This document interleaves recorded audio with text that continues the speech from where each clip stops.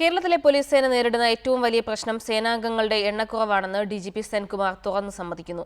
Station ഡ്യൂട്ടിക്ക് പോലും പോലീസുകാരില്ലെന്ന ഡിജിപിയുടെ പരിതാപത്തിനിടയിലും TP. Senkumar പങ്കെടുത്ത സെമിനാറിന് കാവലിനായി നിയോഗിക്കപ്പെട്ടത് 80-ലധികം പോലീസുകാരായിരുന്നു.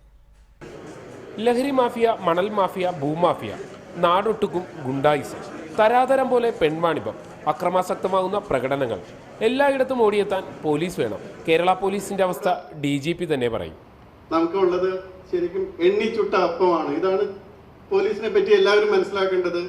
പോലീസ് എന്നത് എണ്ണിച്ചുട്ട അപ്പമാണ്. അതിൽ എത്ര എടുത്ത് മാറ്റിയാൽ അത്ര കുറഞ്ഞും മത്താക്കളെടുത്ത് കിട്ടുള്ളൂ.